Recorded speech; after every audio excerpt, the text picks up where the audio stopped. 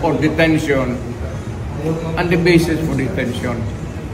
So, what is the law and what is the crime that I committed?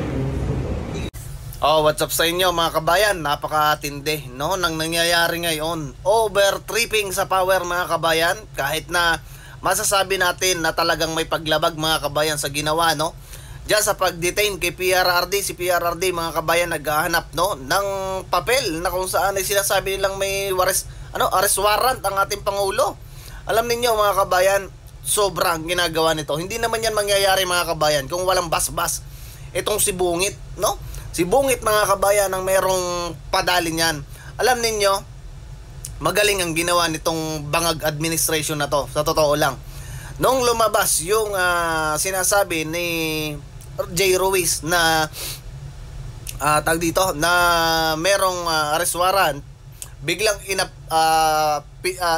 inapulan nila mga kabayan yung issue na yon, 'di ba? Nakita ninyo, nagpa-interview si Claire, si Pajardo, sino pa, yang sa Congress at marami pang iba mga kabayan, at tinatanggi nila na wala, no? Siguro mga kabayan, wala naman talaga, 'di ba?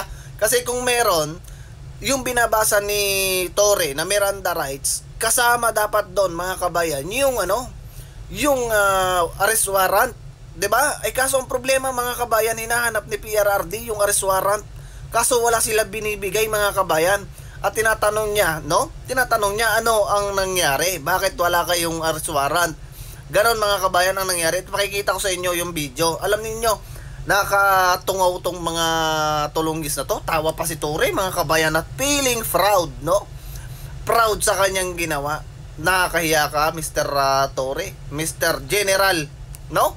Torre, grabe mga kabayan. Isipin ninyo, si Midaldea, no? Nakasama. Isipin nyo mga kabayan, tanginan laking nito mga kabayan, laking kumbaga parang trauma, no mga kabayan, doon sa apo ni PRRD, doon sa anak niya na si Kitty, kasi nakasama sila mga kabayan nung dinitain, no, si PRRD. Napakatindi mga kabayan, napakatindi na nangyayari ngayon sa bansa natin. Hindi tayo makapag-react mga kabayan ng video kasi tayo ay nasa trabaho ngayon, wala yung ating laptop, pero masasabi ko mga kabayan, this is abuse of power. Kung totoo man na may arrest warrant mga kabayan itong ICC, hindi yan dapat mga kabayan katigan nito ni Bungit, kasi unang-una hindi na tayo miyembro ng ICC, 'di ba? Ko mga kabayan, sobrang paglapastangan to sa ating soberanya kung tutuusin mga kabayan. O sabihin na nitong mga lutanista na to na tayo umiiyak dahil inaresto na si Tatay Digong, pero in the end of the day malalaman ninyo kung bakit, no?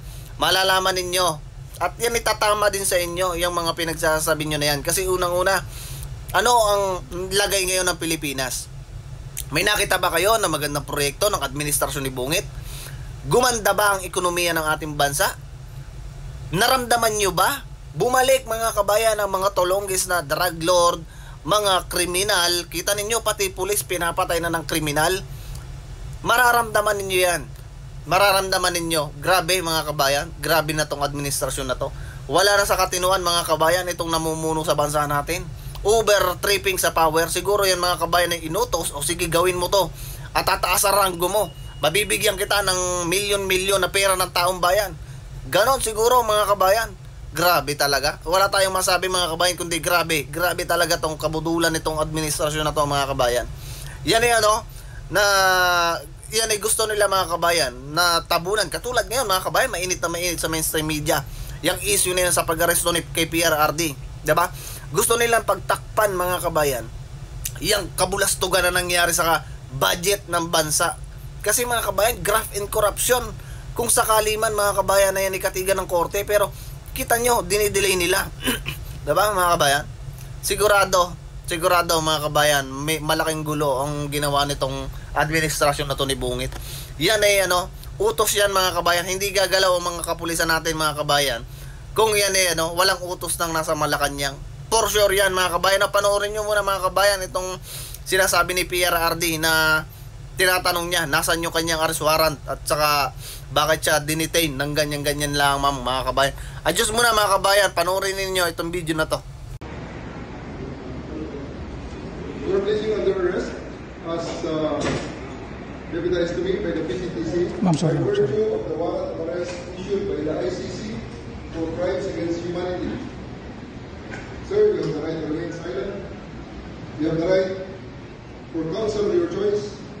Anything you say will be used for and against you in the court. Or detention and the basis for detention. So, what is the law and what is the crime that I committed? Show to me now the legal basis for my being here. As apparently I was brought here not of my own volition. It's somebody else's. Kung hindi ibang tao, ikaw siguro, because this is your structure. So you have to answer now for the deprivation of liberty.